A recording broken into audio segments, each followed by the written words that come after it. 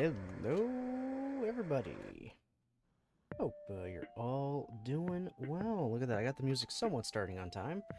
Wasn't perfect, but hey, you gotta give it a try. You gotta give me something for that. Anyway, welcome back, and we're gonna do a little bit of gunpla and chill for tonight. What are we gonna be building? A high-grade Double Zeta Gundam from Double Zeta. Yeah, that's it. It's the titular mobile suit of the third season of Gundam. The third series, I should say. Not third season, third series. The good old Double Zeta. This is gonna be a bit of a bulky boy. It's also a slightly older kit. 2010. So not as sophisticated as some of the other kits I have built, but also not as primitive as some of the other ones I've built as well. But it'll still be decent. It'll still be pretty good. They haven't done a remaster, a reissue, a revive of this guy yet, so he hasn't been redone in high-grade form. Not yet. It might come soon. The Zeta's gotten one, the Mark II's gotten one, the OG Gundam has gotten a fuck ton of them. It's only a matter of time before the Double Zeta and even the new Gundam get their, revives. Alright. Yeah. I don't really have that much of an intro for this one right now. Not really any crazy stuff going on, so let's just kind of get into it. That good old box top away, we got our manual, which it's actually stapled together. It's a book. It's not a fold-out like all the other ones. So that's a nice little change. Kind of cool. We got some nice extra long beam sabers from 2006 in here. So these beam saber runners are 4 years older than the kit they're in. You know, let's look at these polycaps. All right, how old are these polycaps? 2008, 2 years older than the rest of it. Nice. I love that. I love that a lot. Just as I thought, there was gonna be, yep. Bunch of stickers, whatever. It's a few color correcting, and I think some are just for detail, so I may use them. I may just do my, Gundam marker method, depending on what the spaces are. We'll see. We'll see as we go. Okay, so we have got... yeah, a few runners here. We've got 1, 2, 3, 4, 5 and 6 that are duplicates. 7 and 8. We got 8 runners to go with. I'm not lying when I said the Double Zeta is a big boy. Double Zeta is pretty big. Even in universe, it's pretty chunky. Pretty chunky. Let's get the good old liner there. There. That's more or less what we're going to be ending up with at the end of this. The Double Zeta. Alright. Alright, let's just kinda, begin. I'll get a few parts and steps into it, and then I'll talk a little bit about the suit itself. You know, the good old in-universe lore and whatnot. Yeah, this more or less the standard. I will start off, though, by saying I thought I was going to be playing Pokemon today. I had the Steam title, the stream title and everything changed over for Pokemon. And then I looked at my schedule and was like, wait a minute. I'm doing Gunpla and Chill today, not Pokemon. Like, oops. Thinking ahead, Pokemon is tomorrow. Your boy Baron was a bit of a dummy. But I mean, when isn't your boy Baron a dummy? Okay.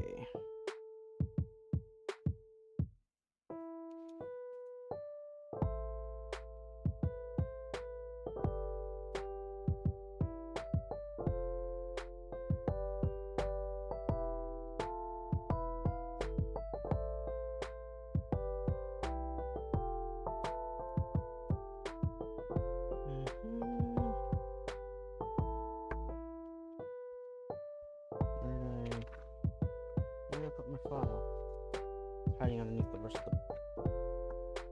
Oh, I put it up here. Okay. Duh. I'm a dum-dum.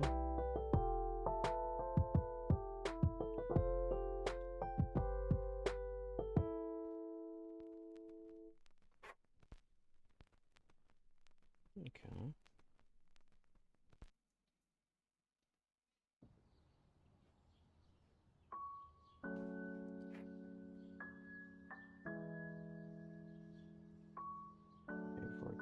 Yep, alright, I do this. I don't want to have to already pull out the part separator.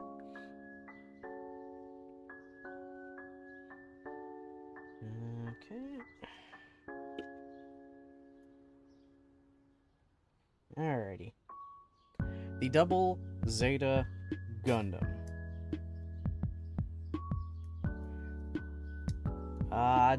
During basically the entire events of Zeta Gundam, every faction had essentially entered an arms race against each other. They had all kind of entered an arm race against each other to get the newest, best, and greatest machines, you know, anyone can use, to always have an upper hand. And it was constantly flip-flopping. Even, surprisingly, even the side that had a straight-up Gundam, the Gundam Mark II, wasn't really that super impressive. In fact, the machines that they were using before they stole the Gundams were considered more impressive than the Mark II itself. But the Mark II still did its job, and it more or less pioneered a technology that would be used on a lot of future mobile suits, the movable frame technology, which was more or less we made a base skeleton inside, and then we mounted the armor on top of it. So it's a little more lightweight, a lot more flexible, a lot faster, and we can just change out armor panels and not having to change out entire sections of the suit if they get damaged, because also at that point, speed was more of an important factor than actually having a lot of bulk on you for defense in the age of beam weapons.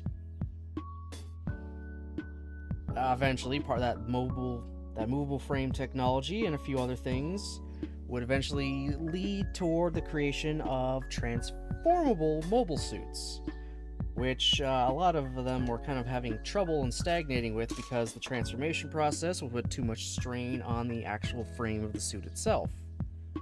One of the main culprits of that, or like things of that, is the test simulations of the Delta Gundam that never actually ended up getting made. It could transform once, but if it tried to transform back, it wouldn't be able to do so because the frame had been warped out of shape, causing it to fail.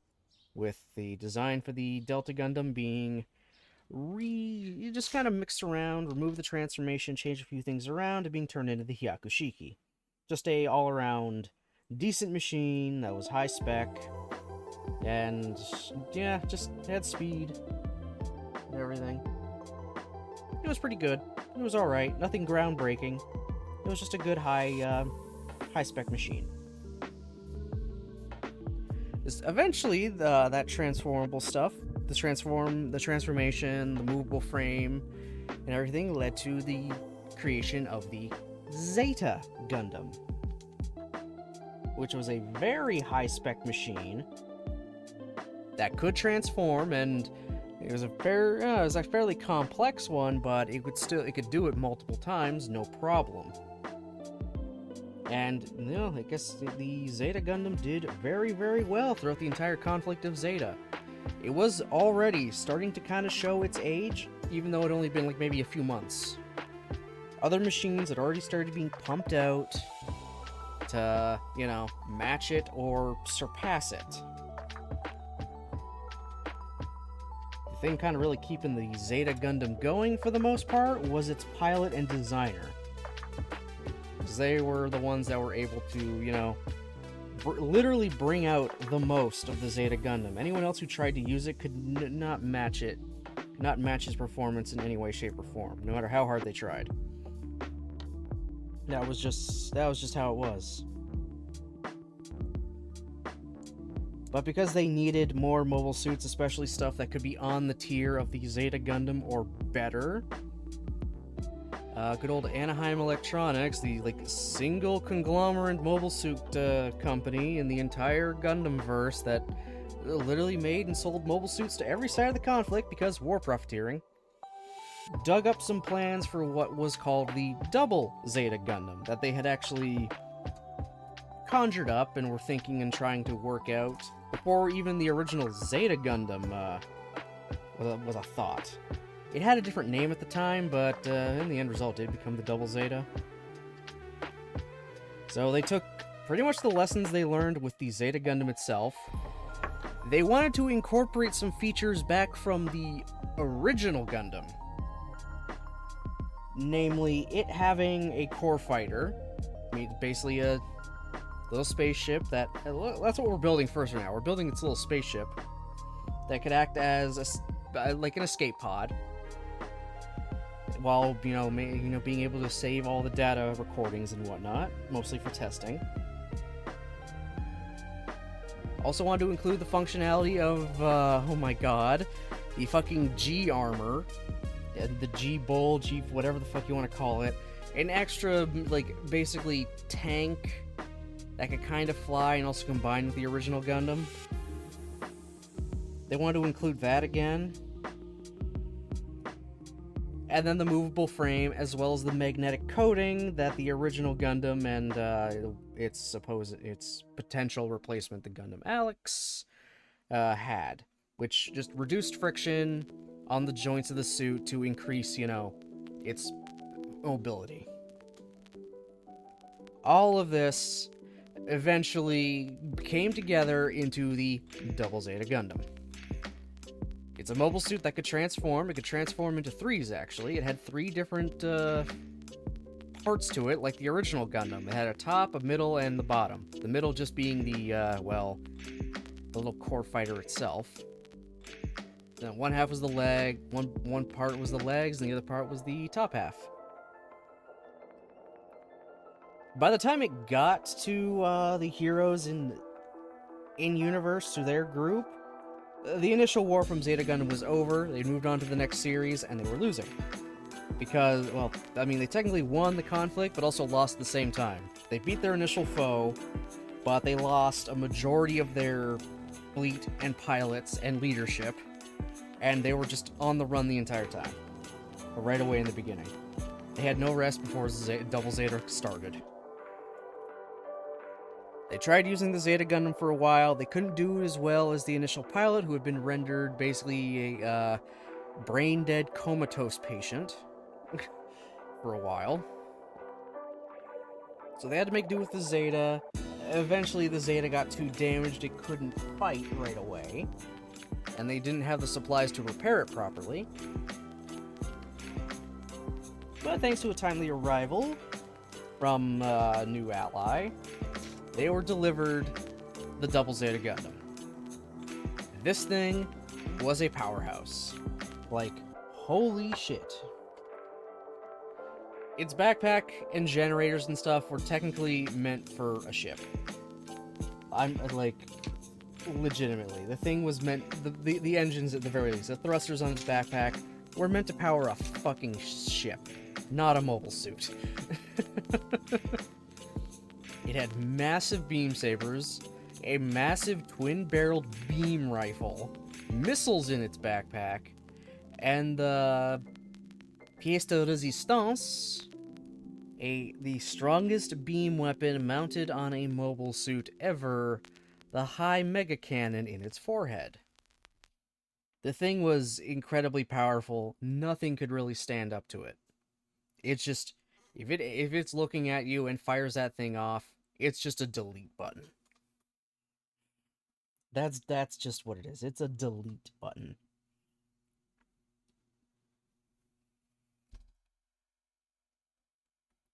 However, the Double Zeta had some problems.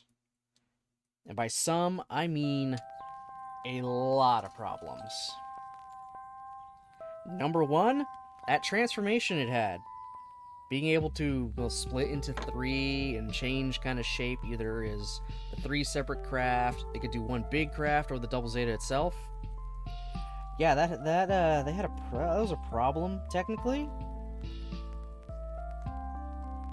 The machine was not structurally sound because of that. It was very, very structurally weak because of that.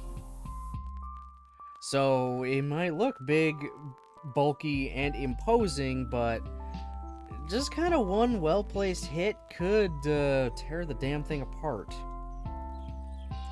And if they weren't careful, they might not be able to transform back or into anything else if they strain that frame too much. Also, the fact it had to be it could transform in the middle of battle and be put together in the middle of battle was a liability. But they eventually worked their way around that, kinda. Sorta. Remember that big old high mega cannon I was talking about? Yeah, that thing was put such a drain on its reactor that, really, it could kinda only fire that thing off maybe once or twice in a single battle. After that, the thing is, like, dead in the water. So, it puts out a lot of power, but it literally drains the suit of any other option. So the entirety of Double Zeta, they were basically trying to deal with this. We have this incredibly powerful suit, but it's also very fragile with a finicky power system.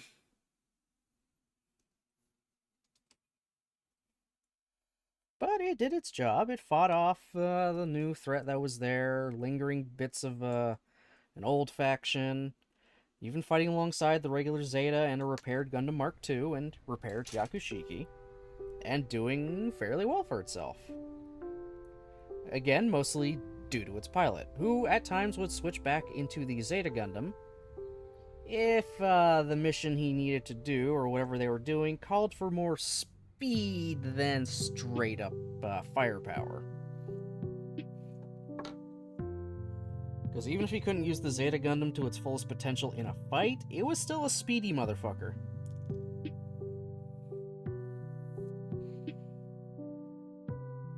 Eventually, just before one of their last battles in that conflict, the Double Zeta gets a bit of an upgrade into the Enhanced Double Zeta, which changes the backpack a bit, a little bit more of the armor layout, the beam sabers, a few mostly cosmetic-looking changes, but it helped to increase the frame's stability and solved a few of the power issues. But they didn't go into the final battle as the Enhanced Zeta. The Enhanced Zeta was like one step before their actual full fix, and that was making it the full armor Double Zeta, which just slapped on more armor on top, and yeah, that like 100% solved the structural issues by essentially making it not a transforming mobile suit anymore. You can't transform, we have a fuck ton of armor bolted on top of you. It could jettison all the armor, though. And it did in the very last battle of its show. It jettisoned the armor and finished off as the Enhanced Double Zeta. Took a lot of damage toward the very end, but the Double Zeta did technically survive the conflict.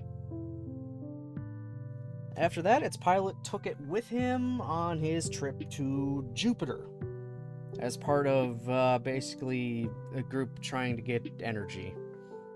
So they were going to Jupiter to mine helium gas and then bring it back. But he took it with him. Because I guess technically it was his, and I guess the military didn't want to stop him. It might have just been like, hey, good job. You saved us all, not actual conscript or soldier at all, so here, have this mobile suit. I guess. Also, don't come back.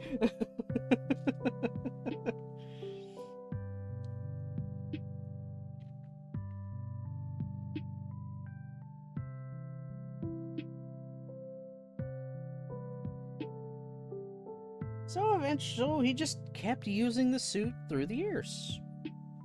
Completely off screen. We don't know exactly what adventures and things he got up to in the machine, in these Double Zeta after that. but he used it. He kept using it. It was his machine, his mobile suit. He used it to do what he, needed to do. Whenever a fight happened, He was going to be there for it. Over time, though, being completely cut off from their main source of supplies, though, the Double Zeta takes damage. It takes a lot of damage. Not even if it was actually hit a lot during fights, just casual wear and tear was eventually, knocking bits and pieces off the suit. It was slowly breaking down. So, what does the intrepid pilot of the Double Zeta do with this glorious machine? Well, he goes back to his old junk dealer days from when he was a teenager before he started piloting the thing. Grabbed whatever the fuck he could find, slap it onto the Double Zeta as a quick fix, and called it a day. Eventually getting to the point where you can't even tell the fucking thing is the Double Zeta anymore. At that point, it was just called the Gump. Let me get you a picture of the Gump.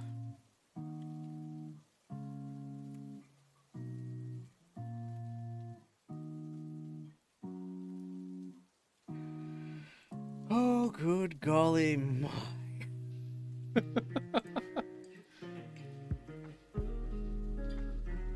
Alright. So. Alright, we have the Double Zeta's liner here. That's what it started out its life as. Its life started out as that. After literally decades of fighting and wear and tear out and away from the Earth, the Double Zeta would eventually look like this. That's it, guys. That's the Double Zeta. That's it all these years later. Can you tell? Can you tell? Yep. There it is. Decades later. The Gump.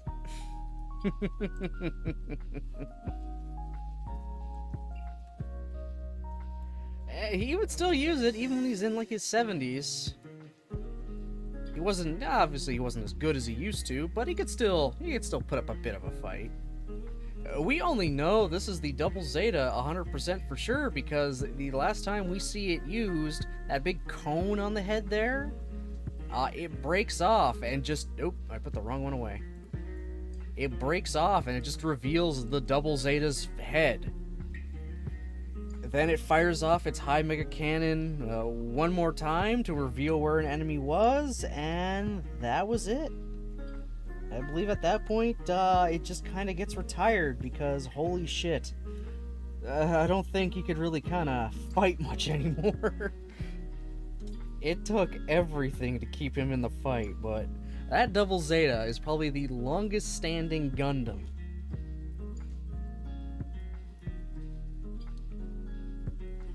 How far am I talking about? How many decades in the future? Well, this shit was happening during the time of, Oh,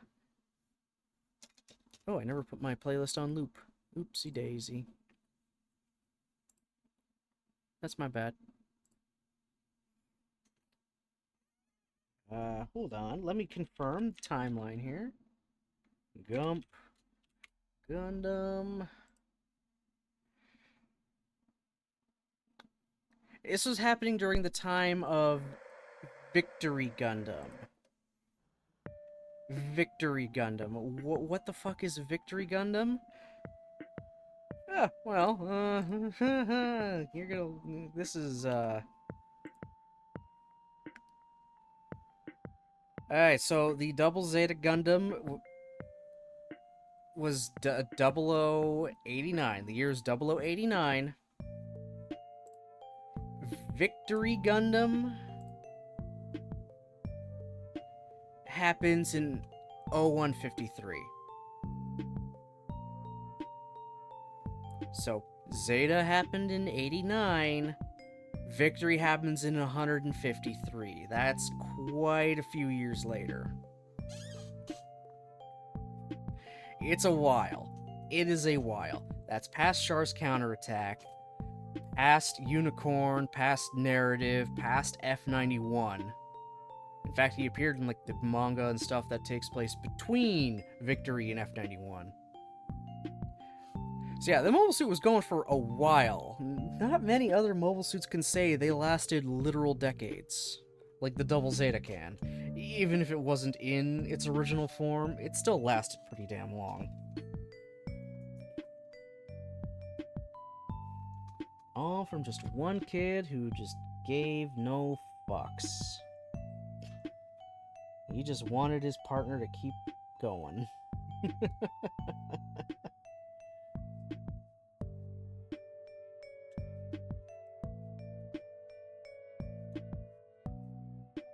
Yeah. There were a few variants and whatnot. Not too many. There was an attempt to mass produce it. And it did alright, you know, simplified weapons and whatnot all throughout the suit. And it wasn't too bad of a thing. The mass production Double Zeta wasn't too bad. Its failure, though, was its own power generator. Its failure was the power generator like the original Zeta, only maybe a little worse so. It still had the high mega cannon.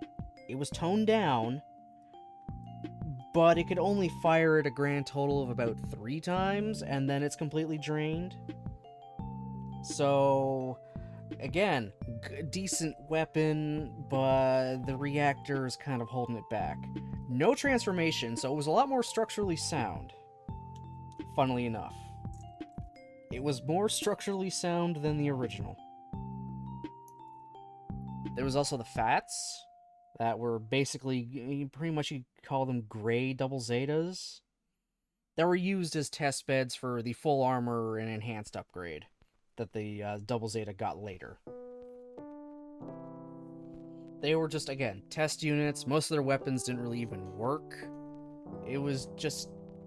They could still fight, but it was just to kind of see how things would go. Yeah, well, it proved favorable enough that they did eventually make the full armor Zeta. Funny enough, the Fats is spelled F-A-Z-Z, as in full armor Double Zeta. But it's called the Fats. Don't ask. Just don't ask. Oh yeah, I forgot a sticker's gotta go on here. Forgot all about this sticker, did I? I think I put this on. Yeah, I did put that on right. Good.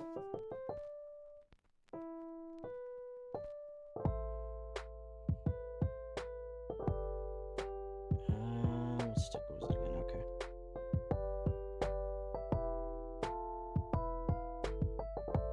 This bad boy.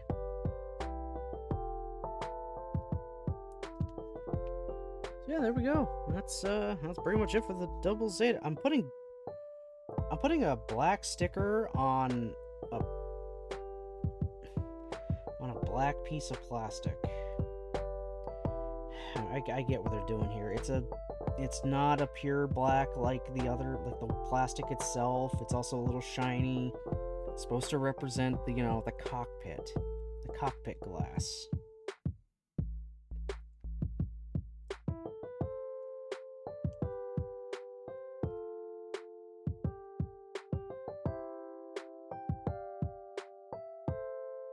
Okay. Not absolutely perfect, but yeah, it's there. Can't really see it on the camera, but it is there. Can I?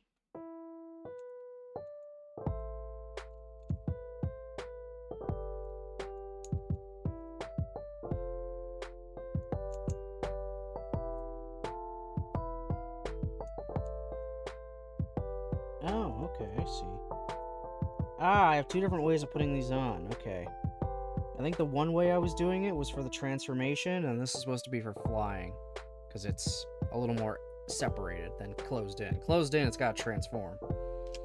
It is a core fighter.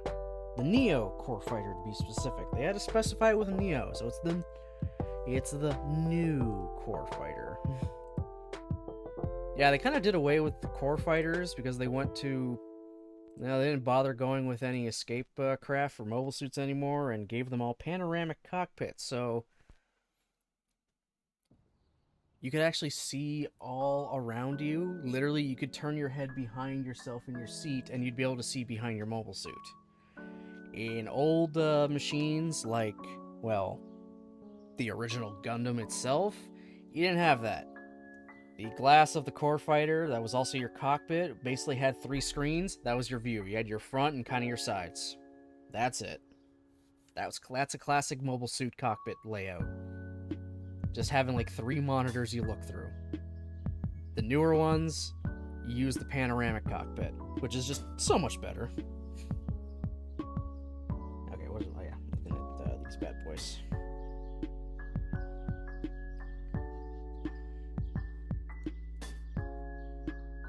Some older mobile suits can even get retrofitted with them, or not refit. No, retrofit is putting something old on something new.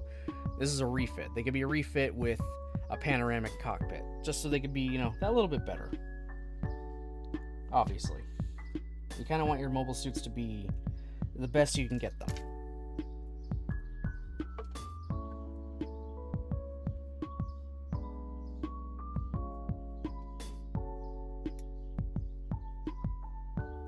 Talking so much, I've barely gotten through any of this. This gonna be a long one, guys. So strap yourselves in.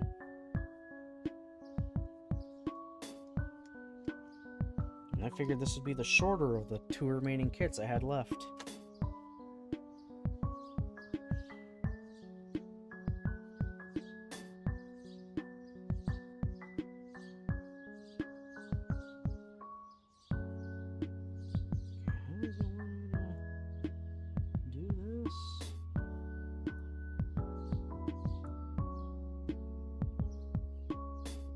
There we go. I see it now.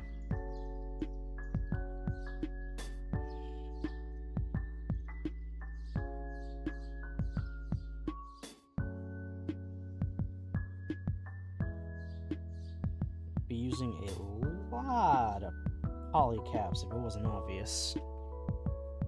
From this Mahusive polycap runner.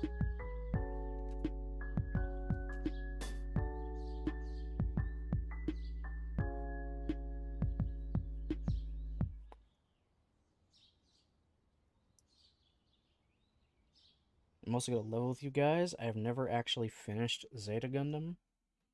I haven't watched it all the way through. I've only seen, like, the first dozen or so episodes so far. I've been meaning to get back to it, but I just haven't. I think I'm nearly done the Moon arc, which is, like, the worst arc for so many people.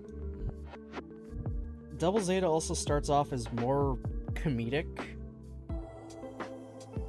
which is just major tonal whiplash if you're going directly from the ending of Zeta into Double Zeta, because Zeta ends off so dark and depressing, and then you get into Double Zeta. Yeah, Zeta is dark and depressing at the very end, and then Double Zeta is like trying to be lighthearted and funny, kooky. But it's still picking up immediately after Zeta's events. It's weird. It turns a lot of people off. A decent chunk of the community actually says just skip Double Zeta. Don't do that. I'll be perfectly honest. Don't skip Double Zeta. Just don't. It's still good. It's still, necessary. I mean, not 100% necessary to the continued plot, but just to show the state of just Earth itself, just how things have kind of fallen since the end of even the original Gundam, and why the events of Char's counterattack would even fucking happen, and how those events could have possibly happened.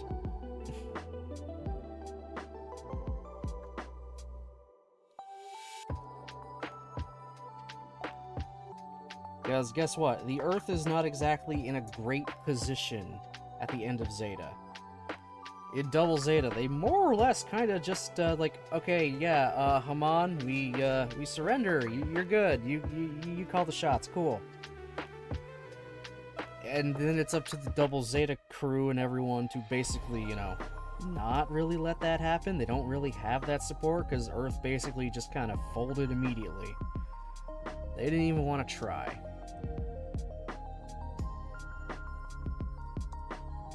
It's part of the reason why the Double Zeta's pilot left at the end. He was kind of sick of that shit. And the Earth only kind of really did something after the fighting was over. They sent their reinforcements after a single ship with a grand total of 4 mobile suits actually went and did most of the fighting. They did most of the fighting already, and then the Earth forces showed up.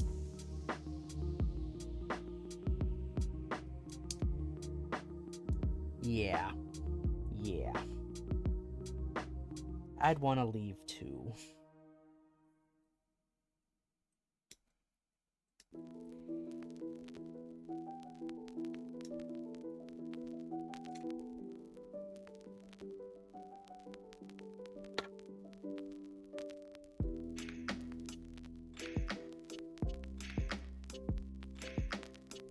What in the mother of fuck? Okay, like that, I guess. Interesting.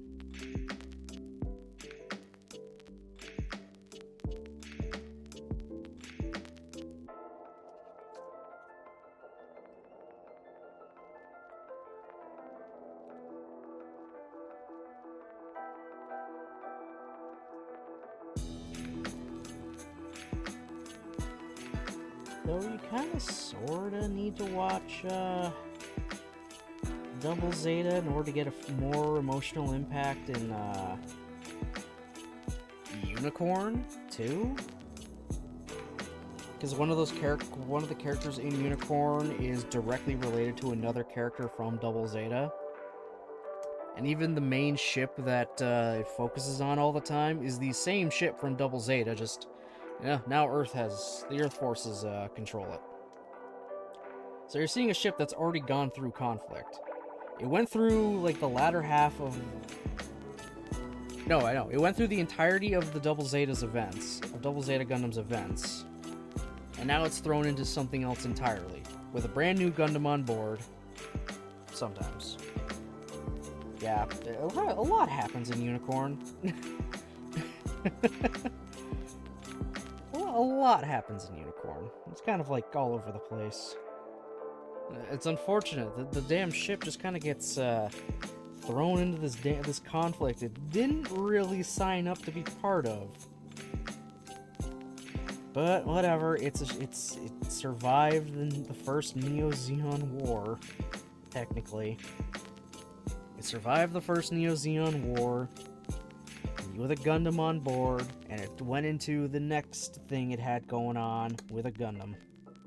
It was only fate at that point. Okay, so I should have put that on first and then put this stuff on, but it didn't tell me to do that in the instructions. I'm glad it all just slipped in there, though.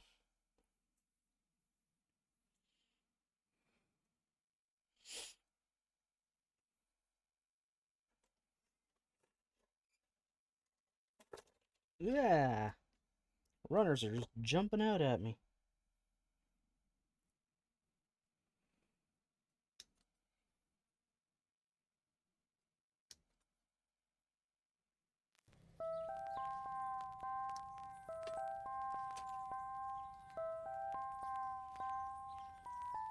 Oh, is this exactly what I think it is? Yeah, I think it's already telling me that it wants me to use some stickers on here, and it looks like it's just to fill in a dark detail inside its exhaust vents at the chest. Yeah, I'm just gonna color those in. I'm not gonna use the stickers for those.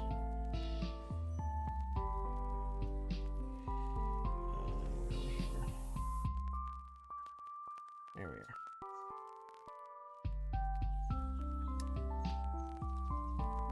I do have the Zeta Mark II and original Gundam on my desk right next to me right now for when we do finish the double Zeta.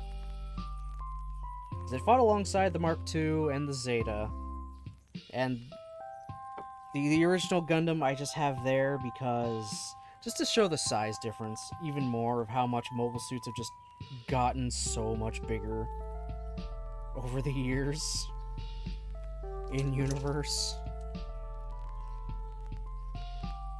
It's pretty big.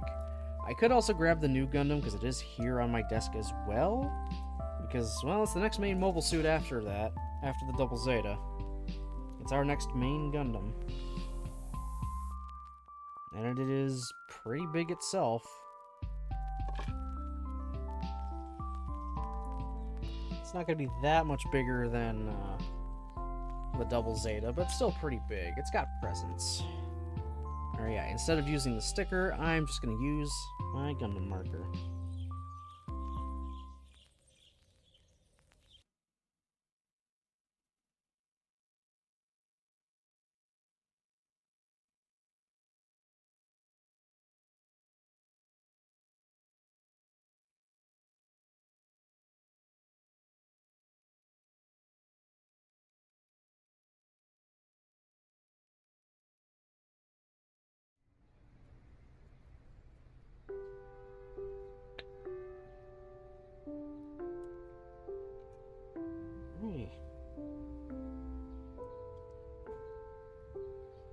And I can always go back and put the stickers on later if I want to, but I think that's good. As is right there. Okay, and then we're doing like little shoulder thingies.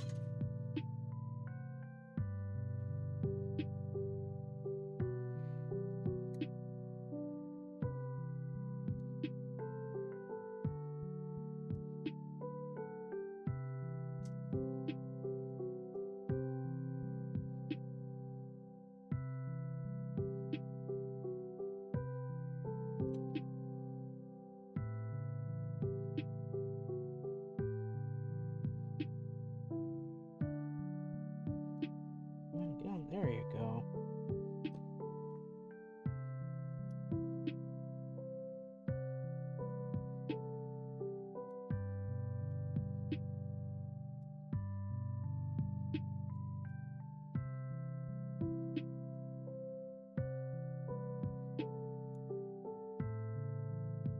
Okay.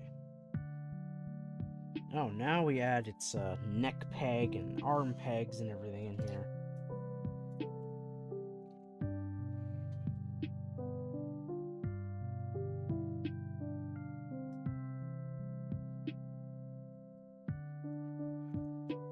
Alright. So what ways I want these?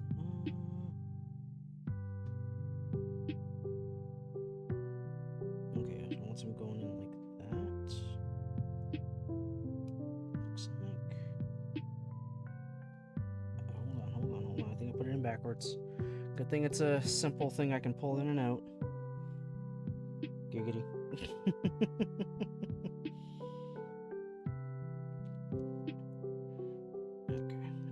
Okay, yeah, I put it in backwards that time. No worries there, no worries there.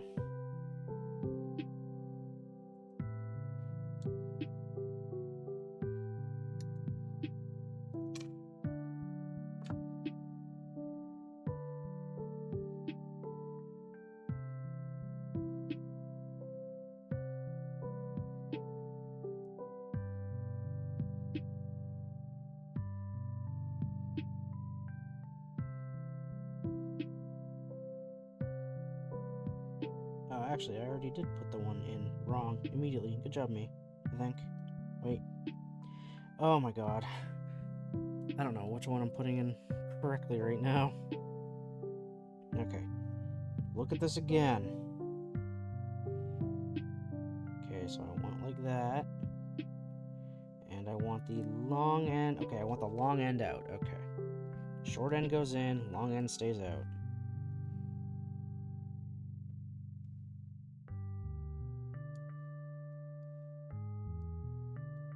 Okay, there we go. Now for the neck. Interesting that they don't use a polycap for the neck. Maybe they're just trying something different. I mean, this part plugs into the polycap, but a lot of kits around getting close around this time use a polycap for the neck joint. Unless it's just maybe it's just too thick of a neck for this polycap to do, so they went with a solid, you know, ABS piece.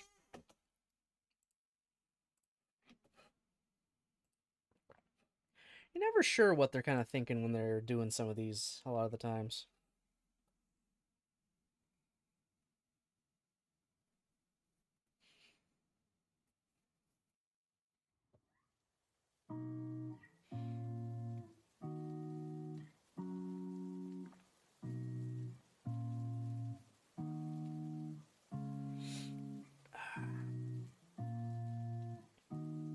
Alright, we're making the head now.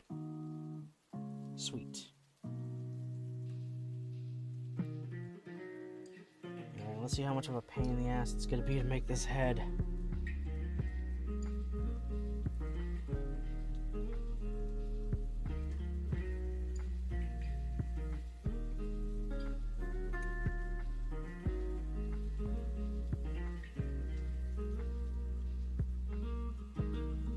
Should be fairly easy. I'm gonna color in his face vents, the mouth vents, you know, the classic Gundam ones. Just like I do the other ones now. Because, you know, it adds to it. The Gundam has to have its face vents there and a little more prominent. Otherwise it loses something. It's got that presence. There we go. Can't really see it too well, because this thing won't autofocus right now on it, but yeah, you kind of make it out. Alright. Alright, now for the thing I hate doing the most. The eye sticker. So this one might not be nearly as bad. There's a little bit of a notch I can kind of use. Sorta. Oh, good lord. Yeah, this is unlike any other one I've ever done before. Because it contours more.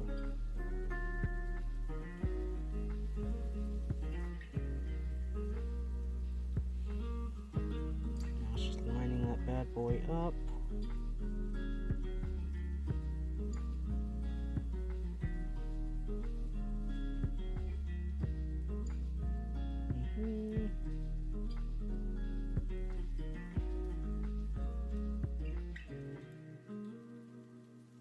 Yeah, that looks pretty straight.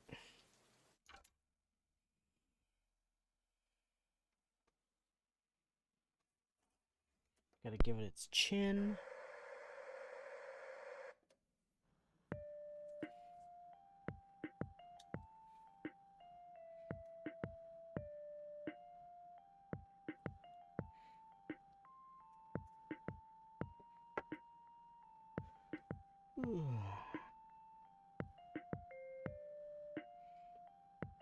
So yeah, after I finish this thing off, just in general, that's going to be my final essential UC Protag Gundam.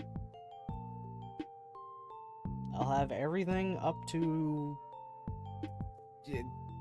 well, the new Gundam. I also have the Unicorn and the Narrative and the F91. So that covers a bit more of the extended UC. The only really UC stuff I'd be missing is the Crossbone and the Victory and Victory 2. That's it.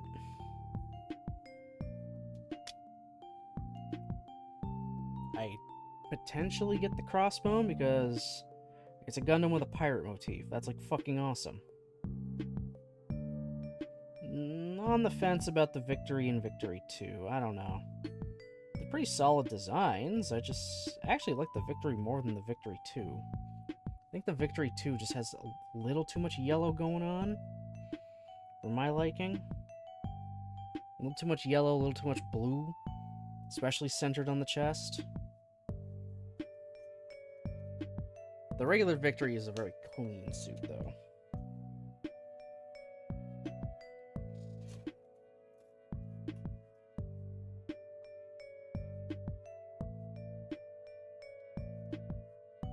The Victory and Victory 2 also go back to the OG Gundam's design philosophy a bit, with being a 3-part combiner, with a core fighter.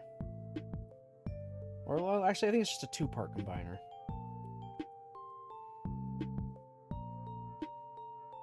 The added advantage of, oh no, are my legs damaged? Alright, jettison the broken legs, and I'll just, you know, I'll get a new one sent out to me to slap on. Just cheat and get the high-grade second Viets. Ah, you mean the one with a different head and a backpack? Yeah, that's a good one. How you doing, Arctic Gazer?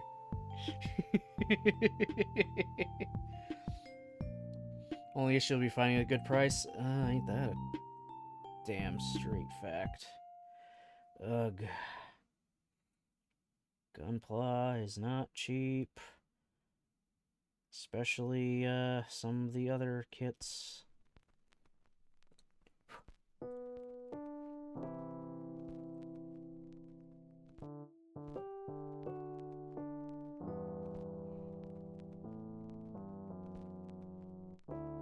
I'm not kidding when I'm telling you guys I spent a good while at Anime North the first day, just walking around the vendors hall, seeing what booths sold Gunpla and trying to compare prices. Just to see, alright, what ones got what I want, but also has it for a price I'm willing to pay. Or at least one that isn't outrageous. Oh yeah, and P Bandai too. That's also an issue with that one. Oh god, I am gonna start mangling this fucking thing if I keep trying. Okay, that's enough of that. Fucking P Bandai. Oh, speaking of P Bandai, I very nearly bought the high-grade Ultron Gundam from one booth, the P Bandai kit. I was like, oh shit, they have this right here? I might get it. Then I thought for a second, wait a minute. They're releasing all of these regular release in October. Why would I bother paying P Bandai prices at a con for something that'll be regular release in a few more months? No thanks.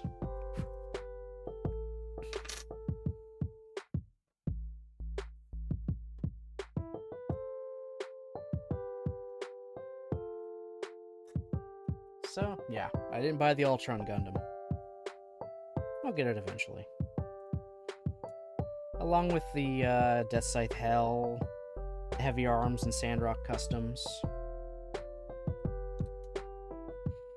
Yeah, P Bandai-wise, I'd love to get my hands on an Escalapius, Burnlapius, the Leos, just a lot of the G-Unit Gundams and Leos and whatnot. I want to get my hands on a few of those. I have the Geminus,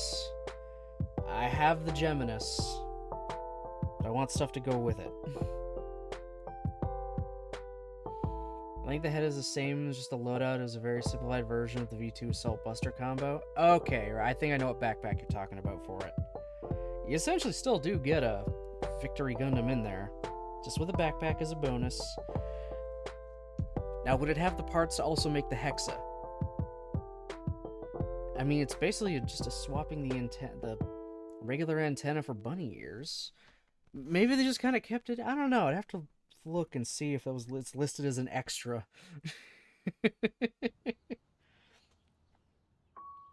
Yeah. Oh, damn. Yeah, anyone that doesn't know, the Victory Gundam is one of those few suits that went from being a main mobile suit to something that got mass produced.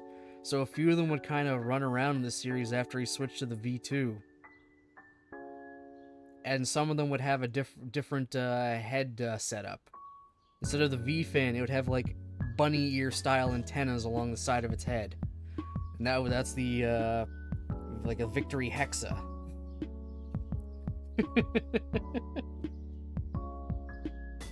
Yeah, not a lot of mobile suits that can say they've gone from main machine to, like, just like, a mass-produced machine, in a way.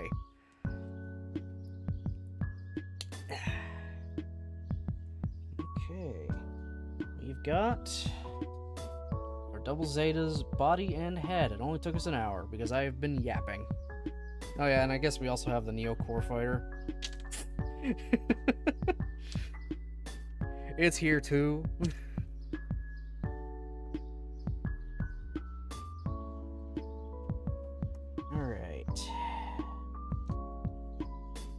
Probably moving on to arms right now.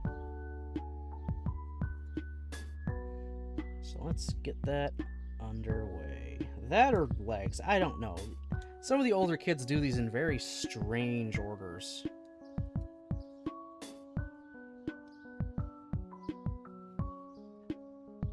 Thought it might as well, but sadly not. Give it time, Bandai might make a new MSV4 and just call it second V Hexa. Anything to squeeze a little bit more money out of people. Anything. I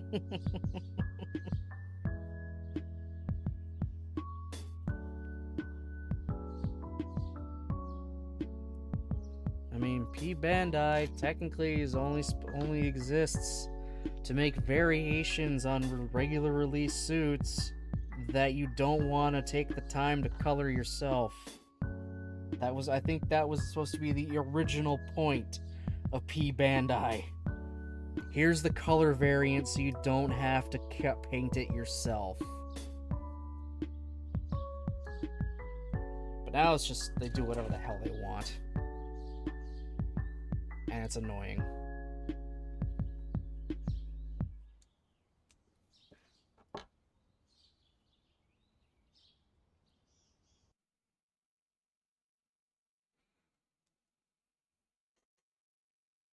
Still waiting for my high-grade Saddle Sud and high-grade Abelhool, goddammit.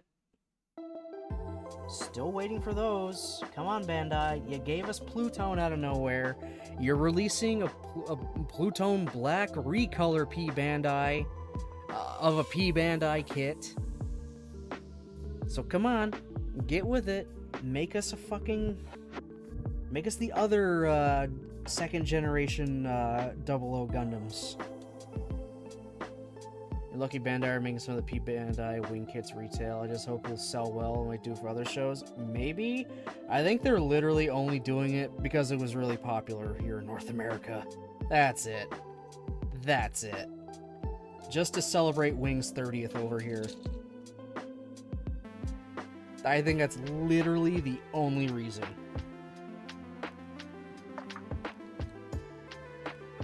Sorry, I can't do that. Here's a metal build of fucking Ice Gundam. Ugh. Just give me my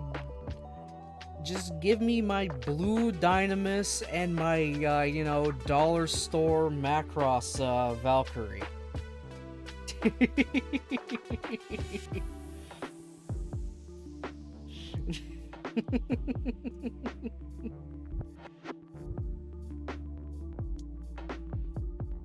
I don't know, I think the Abelhool is just absolutely hilarious. Alright, it's a jet, but its back end folds out into some legs. Does it have a head? Kinda. Does it have arms? They're stumps with beam sabers. Why does this exist? To prove something can transform under gravity. And still fly. It is like a pure definition of a testing prototype. It's there to test one single feature, and that was it.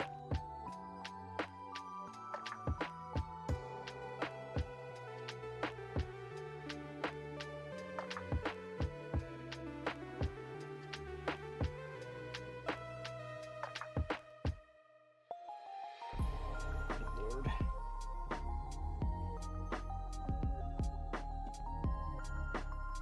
I also knew they were never ever gonna do this.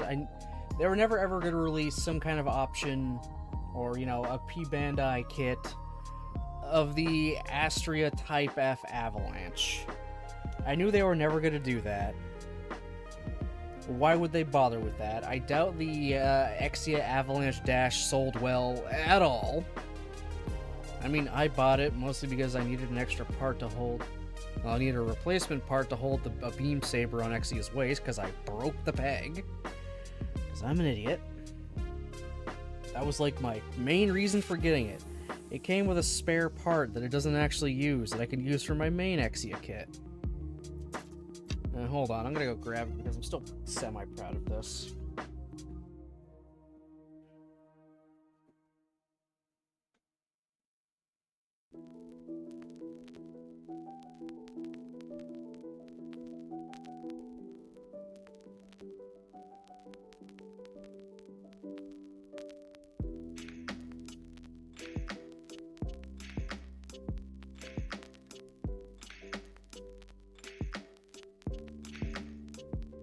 Hath returned.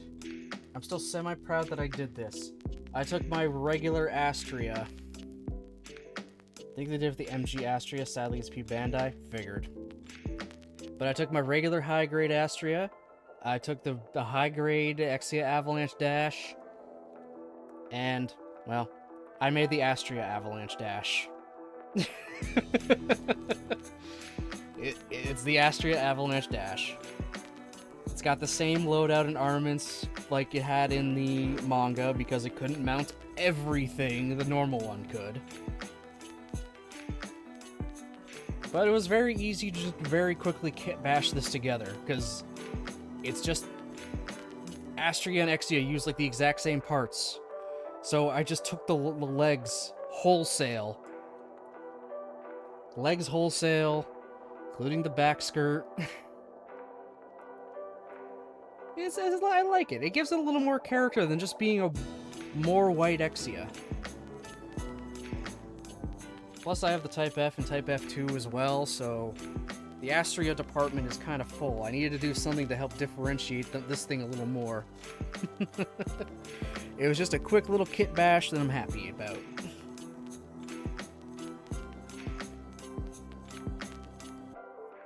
I haven't seen like anyone else actually do, or at least post online yet, even though it's really simple and probably not worth the time. I still think it's cool. It's something that can technically happen.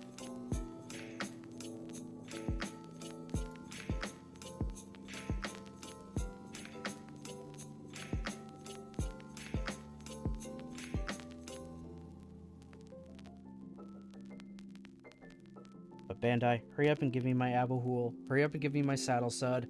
Hurry up and get me the goddamn options set for an Otori Striker I can give to the Strike Rouge. Please, I'm begging you. I'm fucking begging you. You gave us a remake of the goddamn Gun Barrel Striker, for Christ's sake. Give us the stupid Otori.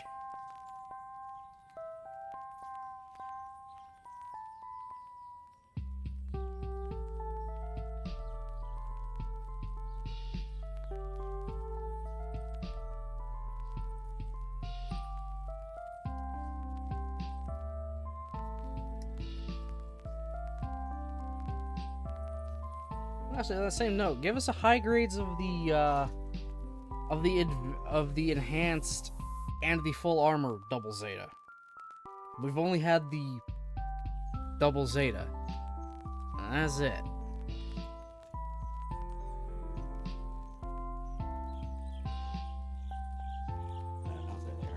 Either buried.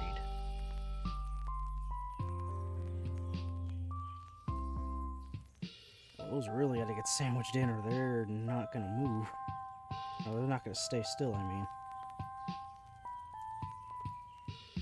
Okay. And the other side's 23. Figured. Yep. Sorry, I can't do that. Here's metal build. Fucking metal build. Ah!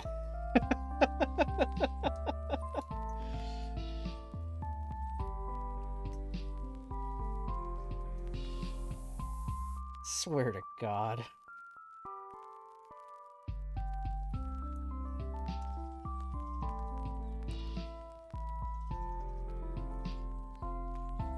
One of these days.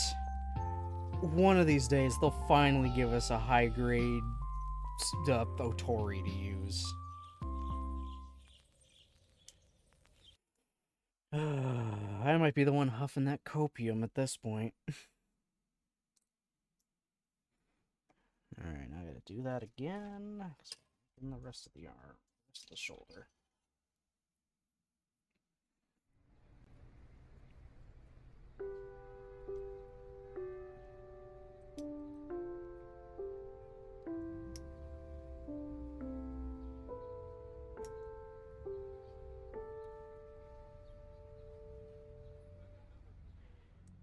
Though, I mean, there is hope that we could get the Otori. They are going to be doing revives of a bunch of Seed Destiny kits and stuff, so maybe they'll just throw in the Otori as like a special bonus as well. And that basically means I can throw away the Savior and Gaia Gundam I have, because obviously they're going to get remakes. Like, those are the two that are for sure gonna get a remake and revive, sorry.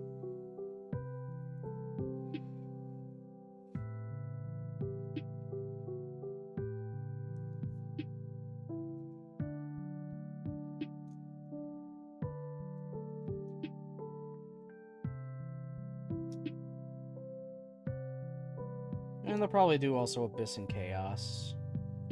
Maybe a Zaku. Probably the Legend. But then that might just be it. I don't think they'll go any further than that. I don't know how many people are clamoring for fucking Dom Trooper or a Goof Ignited.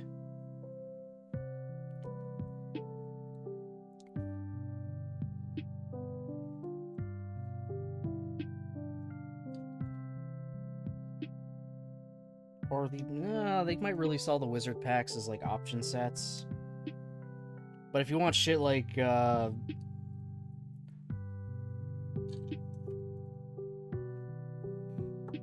if you want shit like fucking specifically Luna's Zaku Warrior, Ray's, Izak's, Dirka's, sorry bro, paint it yourself.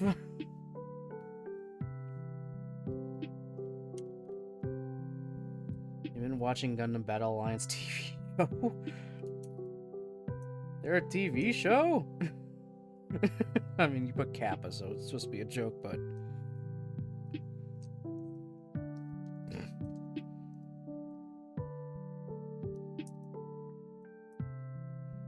Okay, we got our...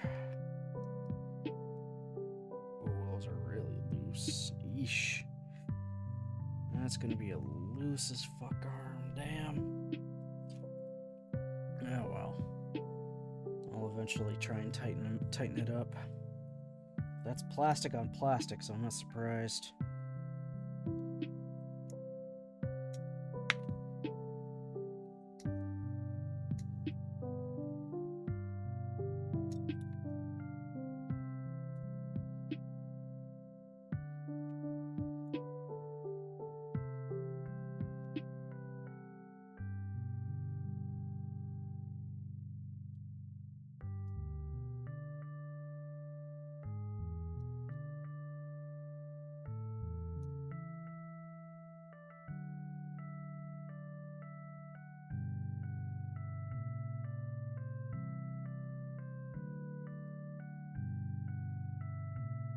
Just a joke, dude, having timeline shenanigans like Oh my god. Oh my god. Fucking G-Quux. Holy shit. Holy shit.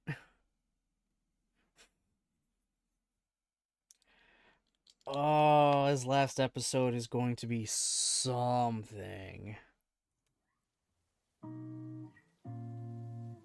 was gonna say Giran's Greed, but I know that's even more niche. I know of Giran's Greed. I know it has a lot of what-ifs, but I don't know what all the what-ifs are. I just know they happen. That's about it. I'm at least aware of Giran's Greed.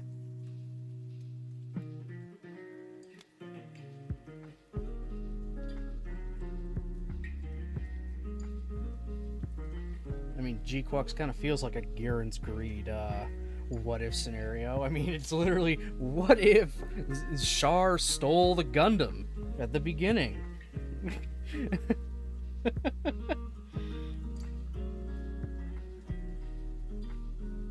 mean, they won the war. Still took them the same amount of time to win it as it did in the, it took them the same amount of time to win it as it took them to lose it in the, original timeline. It's fair, most of the known one is if Zeon wins, or what if Temray wins? Fucking Temray.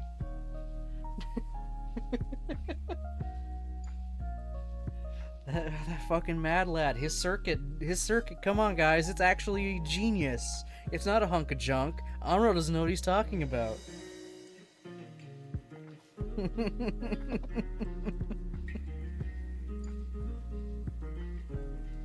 Oh, Arctic Gazer, do you know about the USB hub that the Bandai released quite a while ago?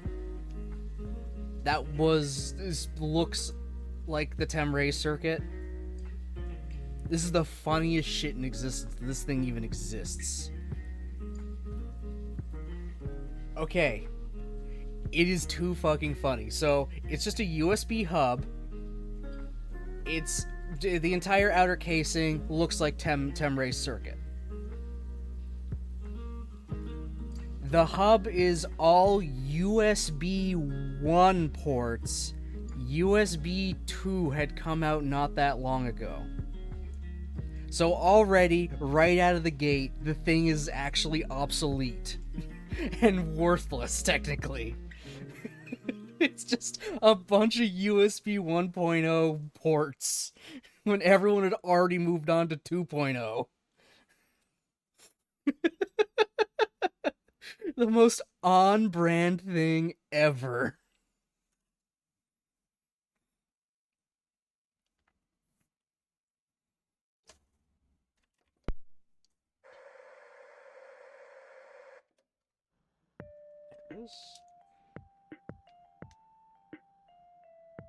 Would have been so tempted to buy it for the novelty. I mean, you could probably find one, used online somewhere. It's still out there.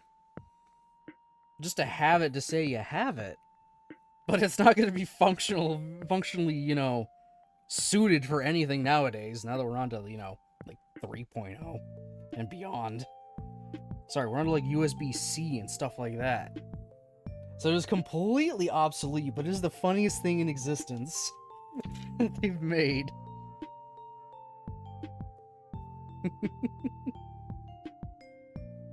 Now I want to get I'm gonna try and pull up a picture of it.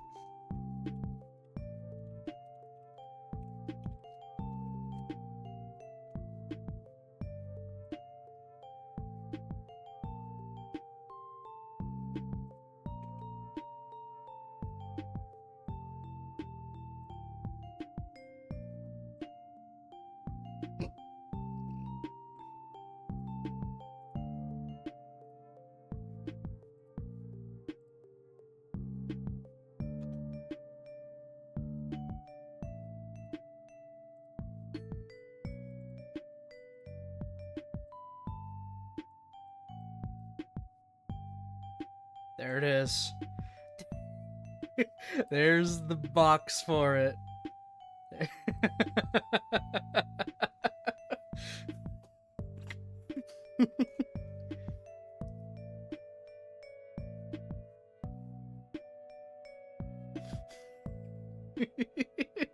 I love this stupid thing.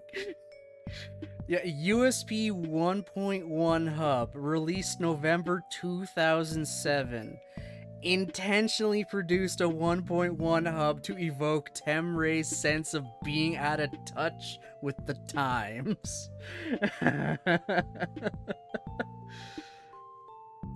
Oh my god.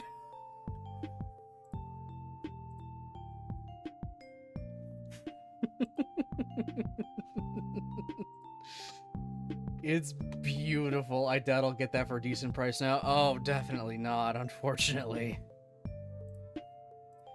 But you never know. He could dig somewhere and someone just be like, I want to get this out of here. It's just taking up space in my inventory. You never know. You never know.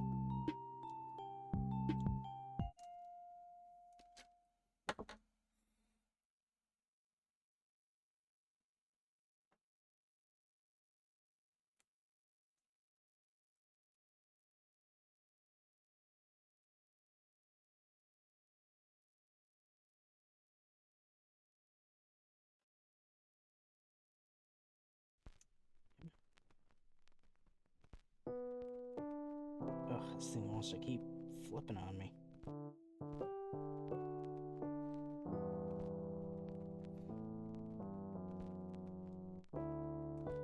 There we go.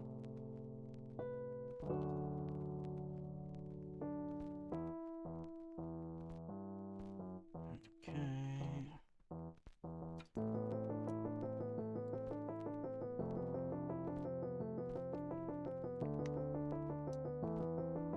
I might potentially do this kit in 2 parts. Because there's still a fair bit to go, honestly. Which one did I cut out first? 1? Okay, good.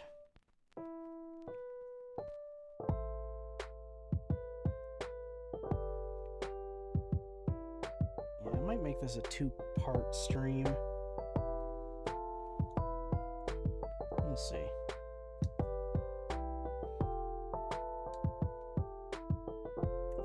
We'll see how I'm feeling after I get mostly this. After I get the top half done, both arms done.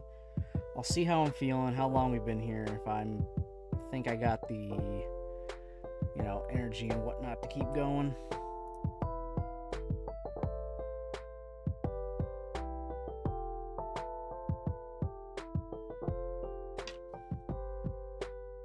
This is a hefty kit. There's a lot going on here.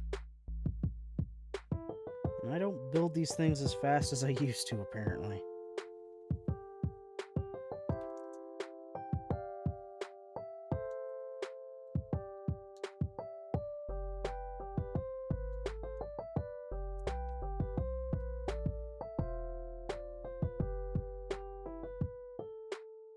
Well, I mean, if I build the top half, I can just call it Final Battle Double Zeta.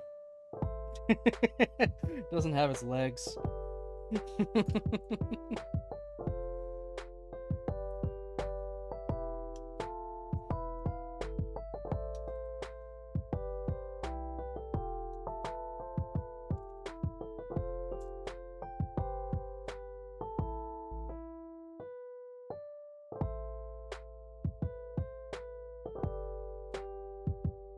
Random question, do you think Garma will make a last-minute cameo, or would still be a mystery?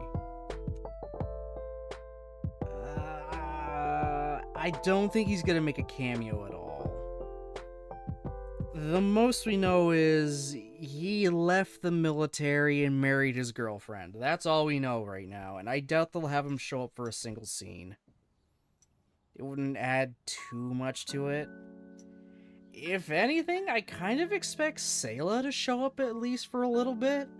Or for just a quick scene or so. Because last time we saw her was just before the first Zek Nova that Char was caught in. That was the last time. That was the first and last time we saw her in G-Quux. I wouldn't mind just seeing that, okay, she actually lived after that fight. But who knows? I'd bet more money on Sayla appearing for a scene than Garma.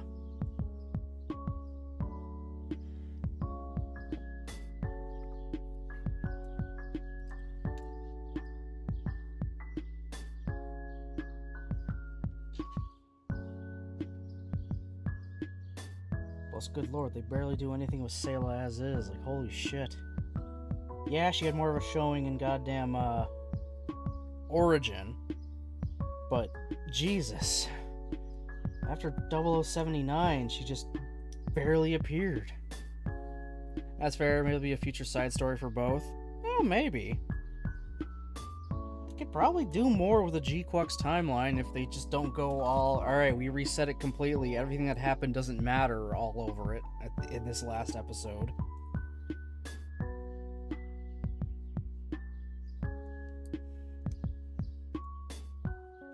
We'll see what they decide to do in a few days.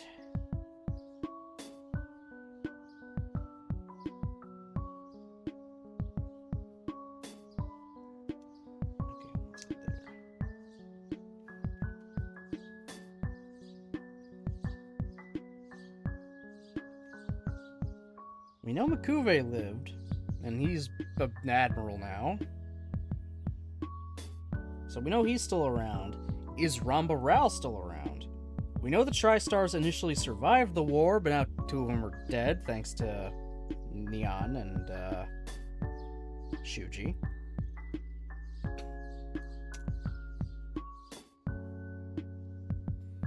But is Ramba Ral still around? Is he still alive?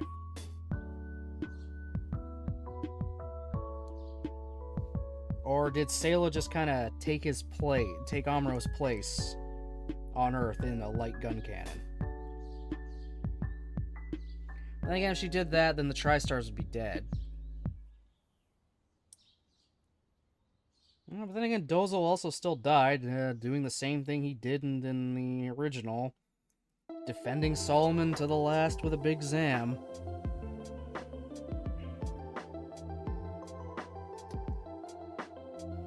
We still don't even know what Amuro is doing in the G-Quux timeline.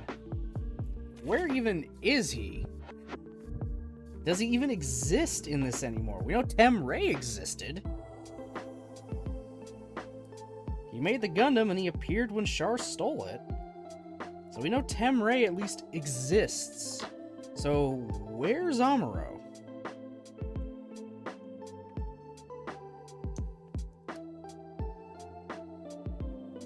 Unless the theory people are going with, Rose Lala created a world where Char lives by just creating this world without Amuro in it. That's a theory I'm slowly starting to see, and one I can get behind. She created this world without Amuro, just so Char would live. Because if Amuro and Char are together, they're going to fight each other.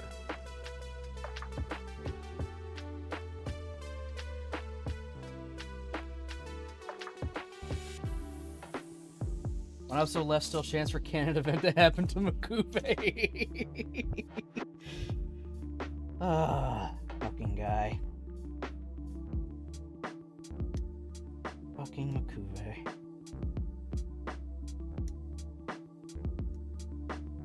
Yeah, also, where's Bright?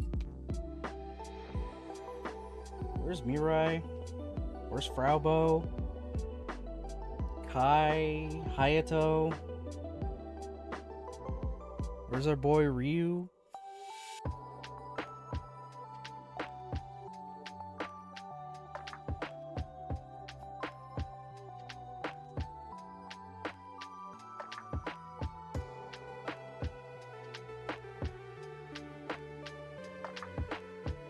Seeing, like, nothing about those characters, but we're getting shit like, yeah, the Black Tri-Stars lived. Here's the guy that added the magnetic coating to the Gundam. Here's Mirai's former fiancé.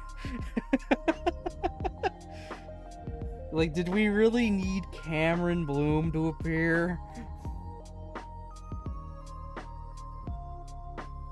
Bascom for an episode? Fucking Gates Kappa doing even less than he did in Zeta Gundam? He had more fucking... I think he had more episodes, but did even less with it.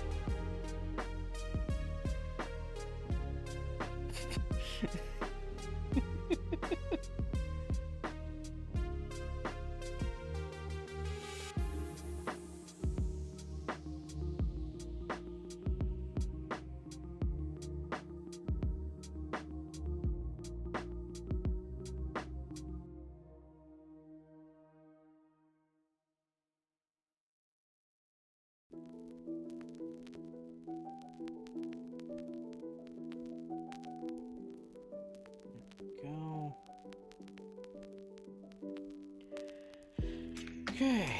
Oh my god, all of this wants to do 2 things at a time. You guys do the team trying to balance having new and old things. White Base Crew would need more episodes to do them justice. Yeah, that's fair. They do only have 12 episodes to do all of that. Make us get semi-invested in our new cast. Ugh. I kind of miss the days of like 50-episode seasons. Kinda. Just because things could get fleshed out a little more. But I mean, that's also, there's going to be a lot of filler in that too.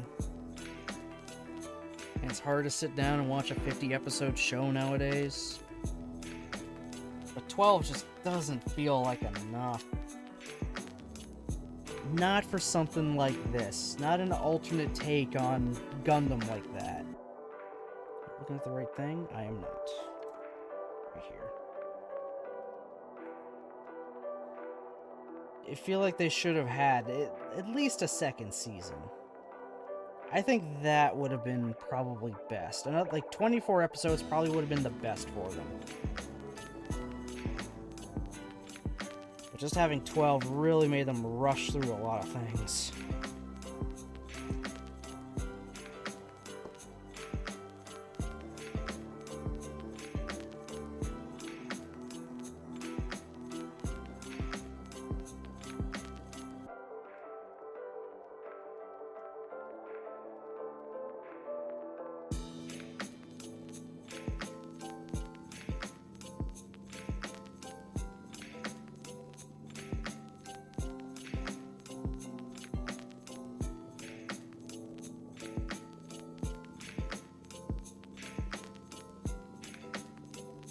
I guess that just opens up potential for, again, extra stories and stuff. Get a G-Quux MSV thing kind of going on to show off more mobile suit designs, alternate takes.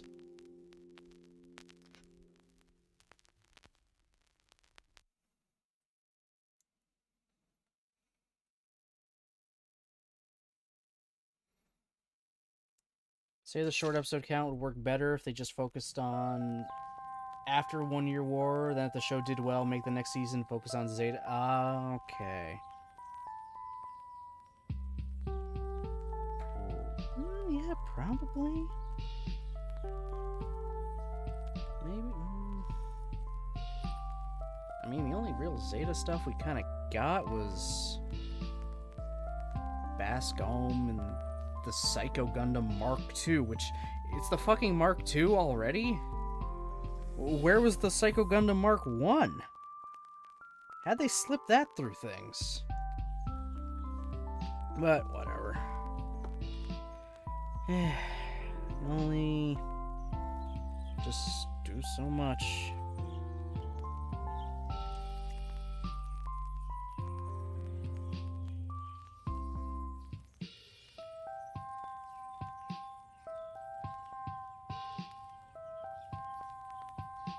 I mean, making the first season total... Oh, unless you're just referring to G-Quux itself as being like Zeta, like all that stuff in that present day.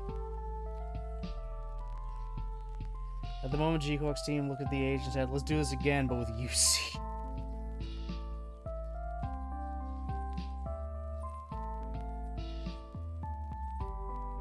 Like, I could probably get behind a 12-episode going through an alternate version of the 1 Year War, focusing on Char and Shalia Bull.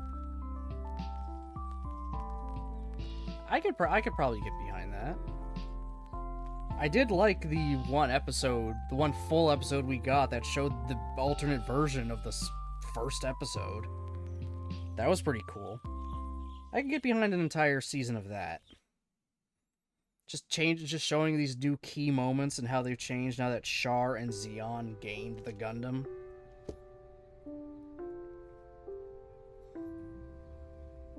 And then, yeah, just that probably, then, yeah. Do a 12-episode season of that, and then the next 12 episodes would be everything involving Machu and Nyan and all them. Be the aftermath of it all. Just all those years later, Char's missing, Shali is trying to look for him, and these two random teenagers in this colony have managed to get involved in this. The reappearance of the Red Gundam becomes a little bit more poignant. So now we know and saw it go missing right away. After getting to see Char use it for 12 episodes, and actually coming to like him a bit more, and then all of a sudden, just poof, he's gone. That would keep you more intrigued for what's going to happen next. What happened after that? Who was he talking to that whole time? And then we cut ahead.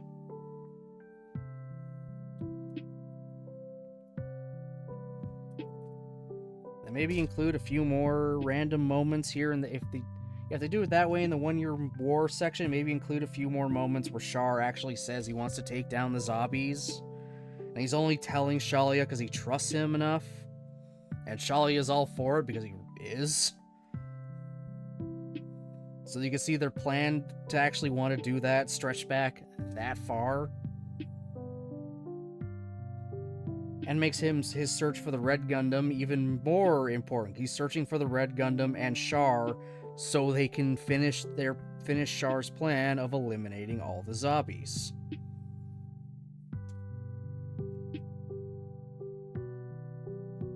Damn, this thing is just... There we go, I think. Oh, just... Okay, it doesn't go flush, really?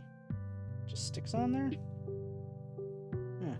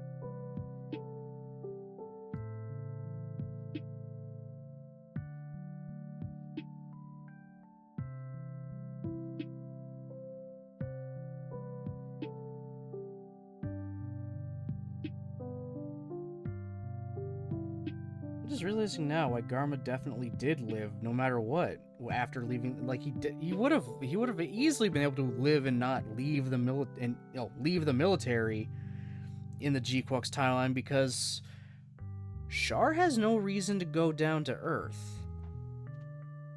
He only went down to Earth in the original series because he was chasing the white base in the Gundam and hooked up with Garma's forces.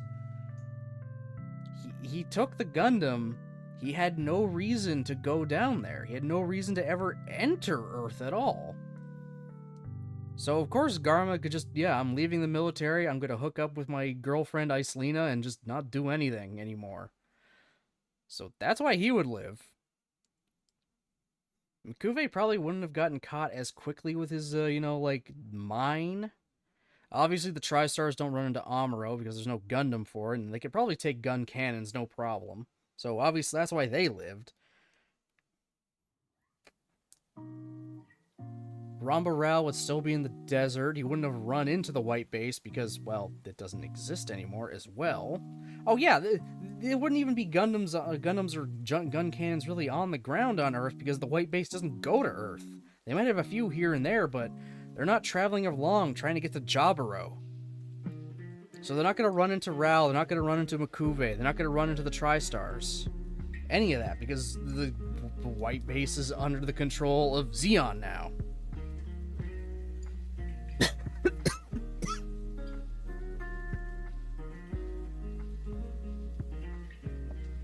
Yeah, it just totally eliminates that entire arc. Like, the entire Earth arc is just gone. It just plays out how it normally would.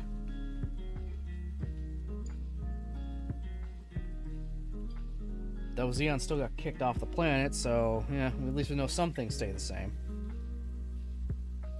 Okay, what am I looking for next again? Oh, right.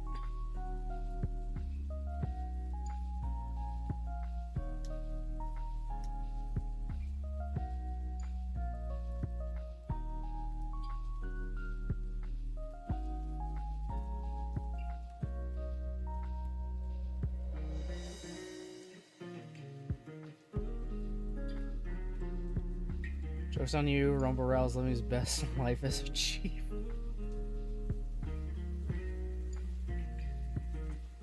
Ral is too busy right now bothering a kindly Gunpla store owner and her son.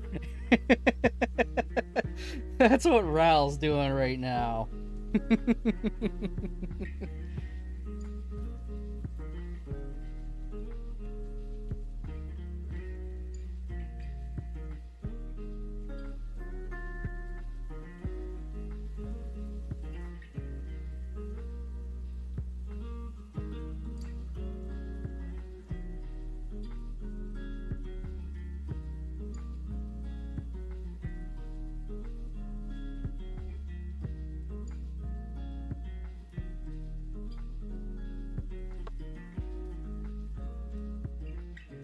In theory, Rao would still have a goof.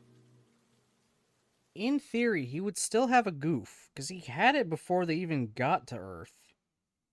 Pretty sure. So in theory, he would have a G-Quux version of a goof. I mean, it didn't go too far in production anyway, so it shouldn't change that much even after Xeon canceled things. Maybe the goof custom wouldn't have been made? I mean, they got as far as making the Dom, so I don't know, maybe. They did get far enough to at least make the Dom before they canceled everything and made the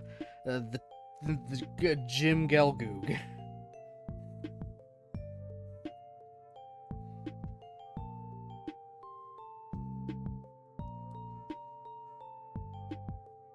But all the experimental mobile armors would have been canceled. Like the Elmeth was, so that means shit like the Zaccarello would have been canceled. It's amazing the Browbro survived as the Kikaroga.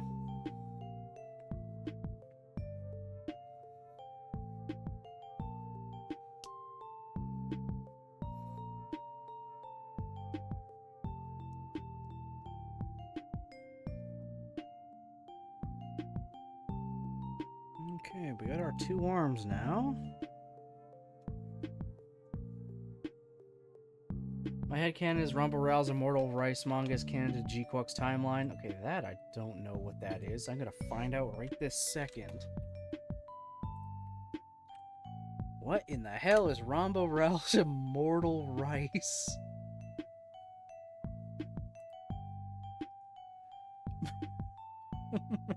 Looking at these covers, I fucking love it.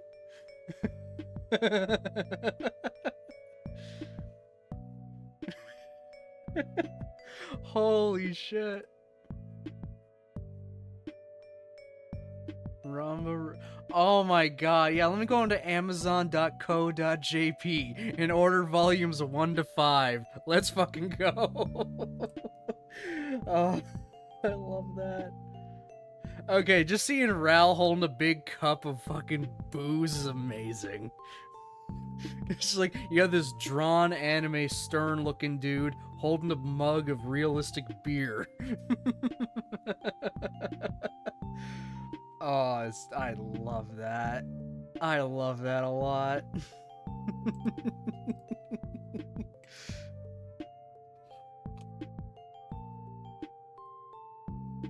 Oh, I love how they could do just whatever the fuck they want with these characters. God damn it, I love that.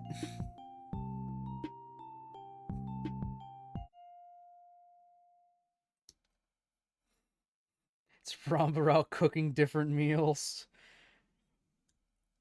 So it's basically the fucking Emiya cooking manga and anime, but for Gundam. Is that what you're basically saying? It's the Fate cooking manga, but Gundam version. I'm down with that. I still can't believe that Fate one exists.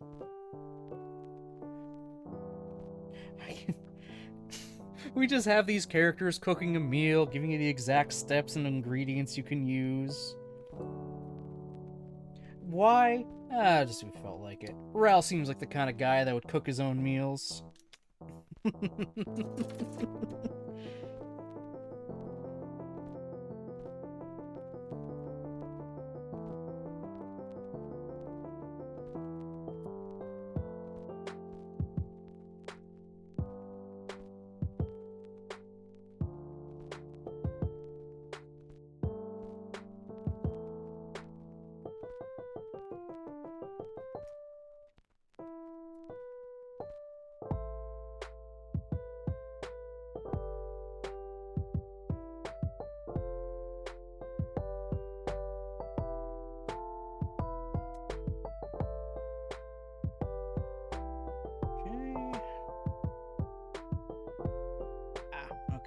balance this on the back.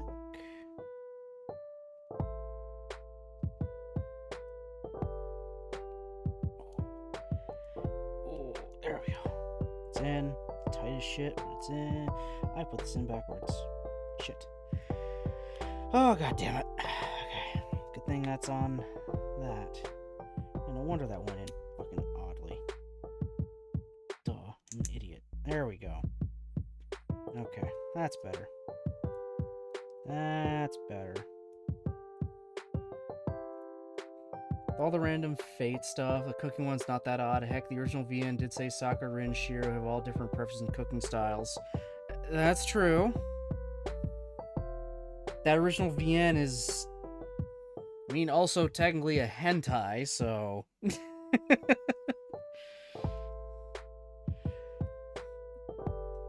There's a lot of shit.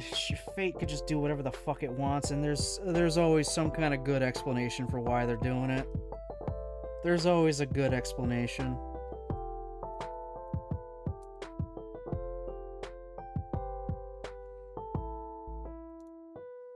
Okay.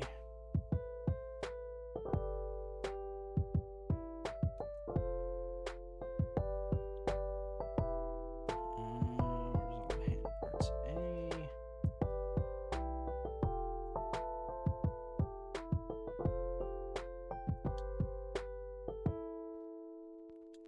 My god, there's still a lot of yellow vents sitting on this thing.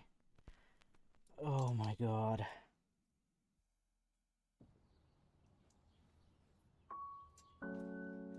Yeah, I think I'm gonna finish up the other arm and I'll just call it there for the night. I'll end a little early, but I don't need a break from this already. Holy shit. Take my time with it, because oh my god, there's so much. But hey, it just means I get to spread out the content.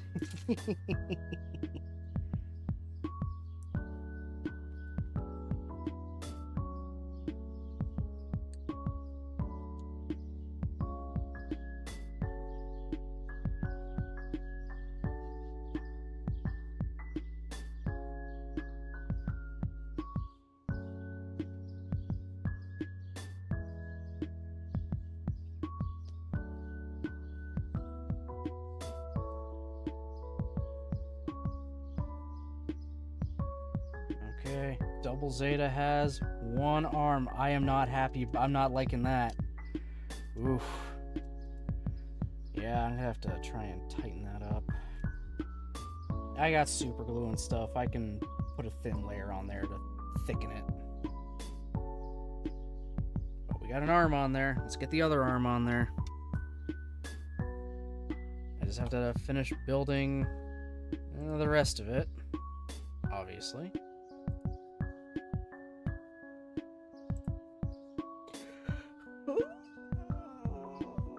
Oh my god, I'm tired as hell. Yeah, I didn't even bother using the stickers for the vents. For the inside the vents there, I just used my Gunpla marker and colored it in. It's better than trying to fiddle with the sticker to fit it, just try and get it in there.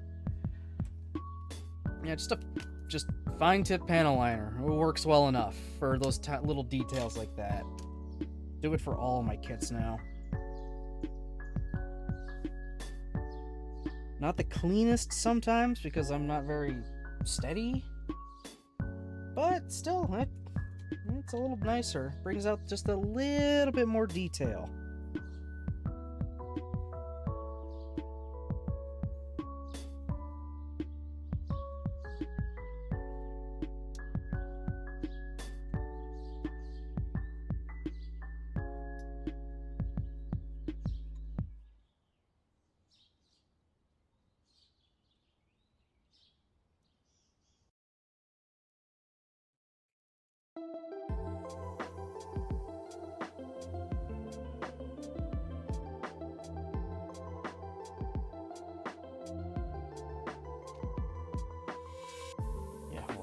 So much to this still.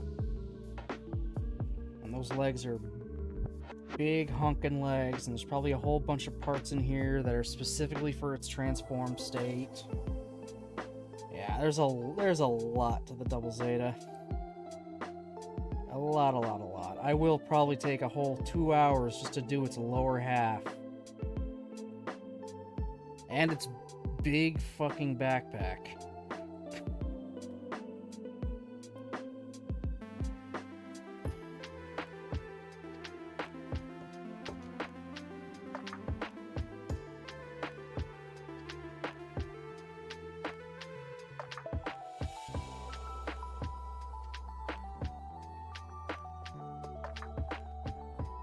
They really wanted to go overkill with the Double Zeta in universe, like holy shit.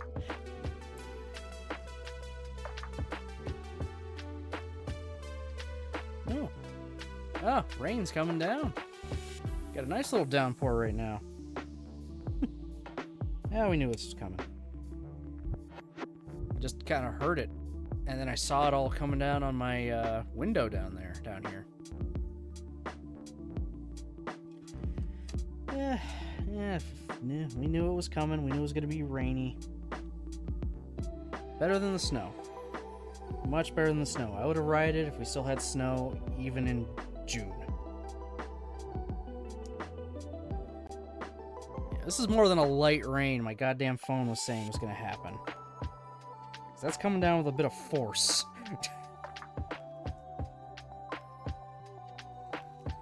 Alright, make this thing, we'll make its hand, and then we're good to go. Now, on the bright side, don't need to water the plants. Exactly. Exactly.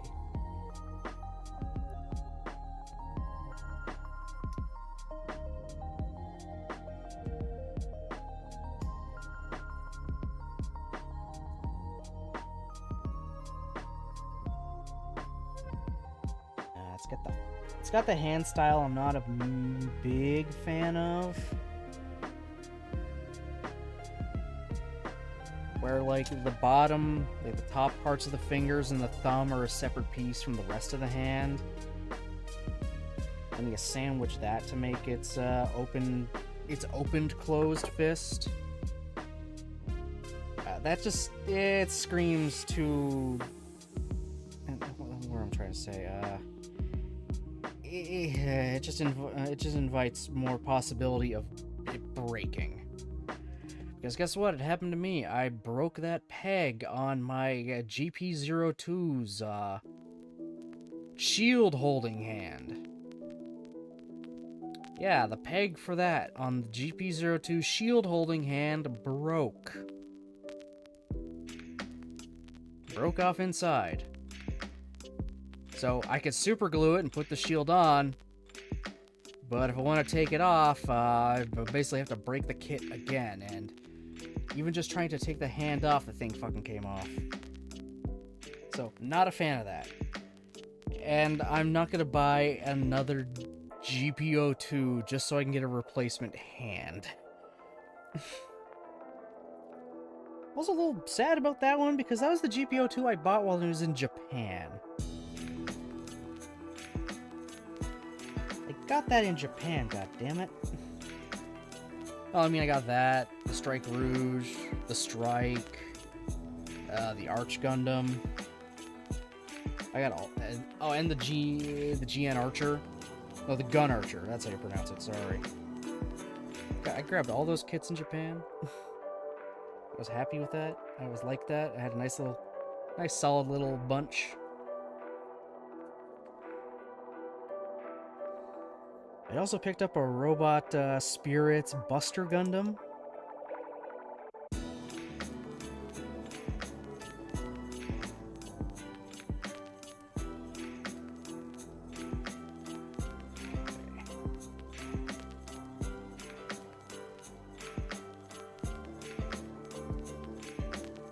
Okay, the shoulders stay in one spot if I keep them pressed in together. They kind of lock in.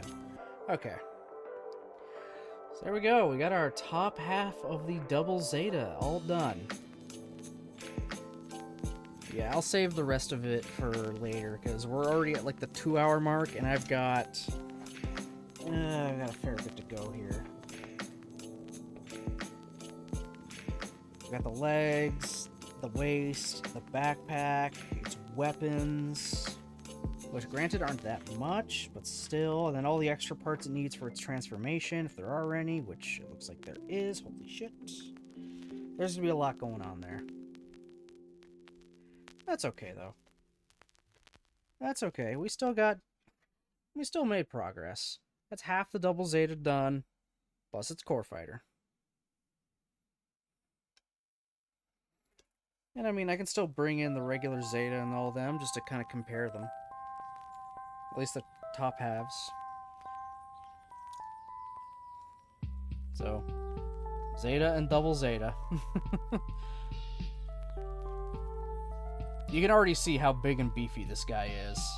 If Zeta was sleek, yeah, the double Zeta is not.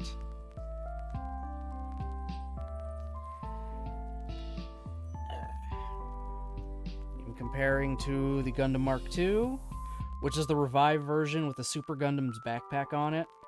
I even have the Super Gundam's hand that it had in there just shoved into the revive's wrist, so I didn't have to whittle down the trigger for the fucking, long gun here.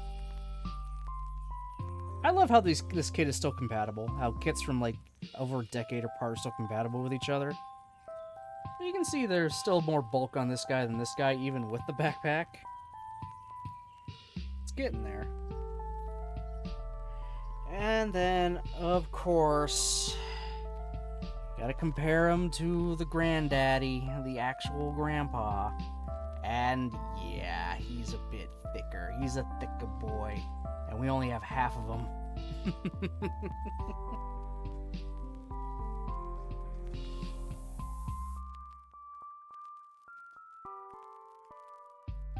The good thing is about the Robot Spirits line, only bought the Struts and Tachikoma figures. I had a bunch of the Wing Robot Spirits ones. By a bunch, I mean pretty much the entire line. All the main 5, plus the upgrades, plus the option sets for this heavy arms and Sandrock to flip them. Had the Tall Geese and the Epion and the Wing Zero. And a Leo. Actually, 3 Leos. A regular one with the space pack, and one with the flight pack on it. Don't ask why I got all those. Noin's Ares as well. Not a regular Ares, Noin's Ares, so it was green.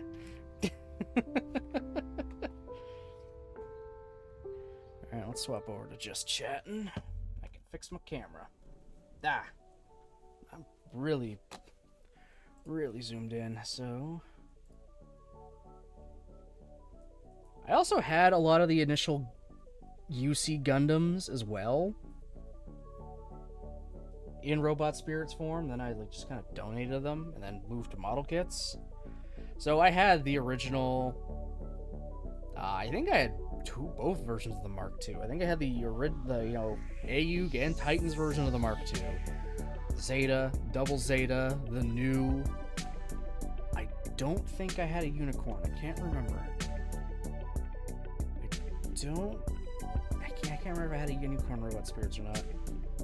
Yeah, I had a bunch of them. Never knew they made the whole Wing Crew and Robot Spirits form? Yeah, they did. The Season 2 variants are regular release.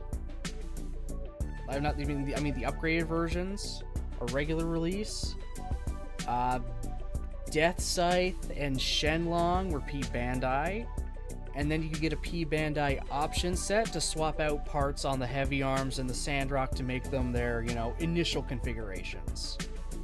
So heavy arms going from the double Gatling back to a single Gatling, swapping out some of the thrusters and skirting.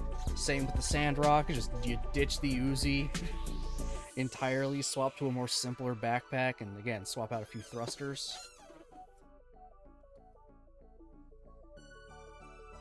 Yeah, they got a lot of the Wings ones there.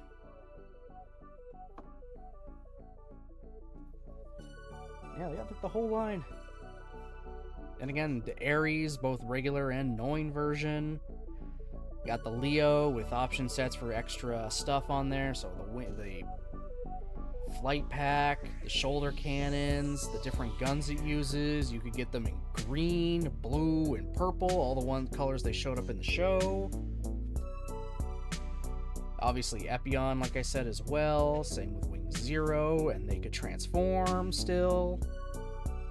There are some parts forming, but nah, is what it is. Pretty sure also Tallgeese 2 and Tallgeese 3 were kits as well, because they're just kind of, you know, really easy, just use the same mold with different colors. Don't think they did any other of the Mook suits, though. They might have done Viet and Mercurius as like a 2-pack. Yeah, I think they did Viet and Mercurius as a 2-pack, but I don't think they ever made like a Virgo, a Cancer, Pisces, all those. They just kind of stuck with Leo and Aries.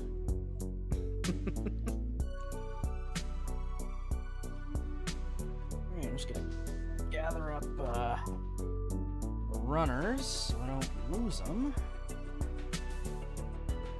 And so I've got this ready for the next time I do Gunpla and Chill. Got through a fair bit of these though. Quite a few of these.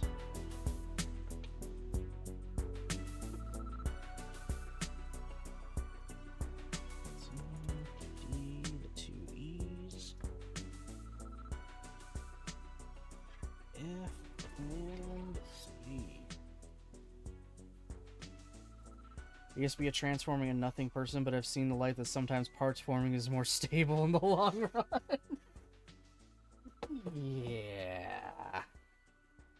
Yeah. There's benefits up and downsides to both. But sometimes parts forming is just the way to go. Keeps everything being a little more solid.